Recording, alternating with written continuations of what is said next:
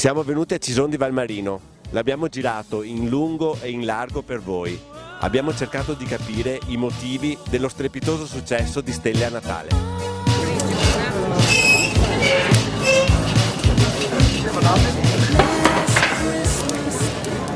Bruno Possamai, ti vediamo impegnato in prima linea, castagne, un grosso successo. Un successone non solo di castagne ma anche del vin brûlé, anche del pastin, di tutto quanto che è a Cison.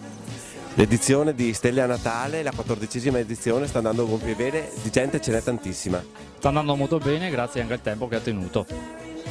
Il comune è in prima linea in tutti i sensi a Stelle di Natale. Sì, siamo in diversi consiglieri e assessori che lavorano per la Proloco e obiettivamente è un risultato eccezionale quello che stiamo ottenendo, proprio perché con i volontari, che sappiamo ci sono tanti, otteniamo numeri da favola quest'anno, veramente. C'è tanta gente e siamo straorgogliosi di quello che stiamo facendo, proprio perché abbiamo visto che c'è parecchia voglia di venire a trovare Cison.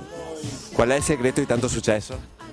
Ma il segreto di tanto successo è la nostra abnegazione, la nostra volontà, la nostra voglia di migliorarsi, la nostra voglia di far bene, perché è indubbio che se non ci sono persone volenterose come che ci sono a Cison non si ottengono certi risultati. Siamo alle antiche cantine Brandolini, siamo col gruppo Mostra che organizza Stelle a Natale. Qual è il successo di questa manifestazione? Un successo che aumenta di anno in anno. Il segreto di Stelle a Natale è tutta la Proloco di Cison di Valmarino e tutti i volontari, e poi ci sono tutti gli espositori che vengono scelti accuratamente tra centinaia e centinaia di domande, e tra tutti i volontari bisogna ovviamente annoverare tutti quanti, dalla parte delle coreografie, dalla parte degli chioschi e tutta quanta la Proloco di Cison di Valmarino. Il vostro gruppo non si trova soltanto un mese prima di Stelle a Natale, ma praticamente come artigianato vivo tutto l'anno.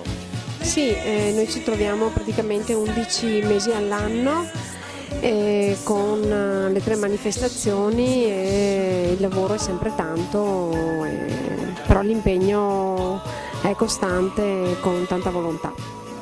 Quest'anno tante novità, anche un'apertura serale fino alle 10 di sera il sabato. Questa novità è stata apprezzata dai visitatori?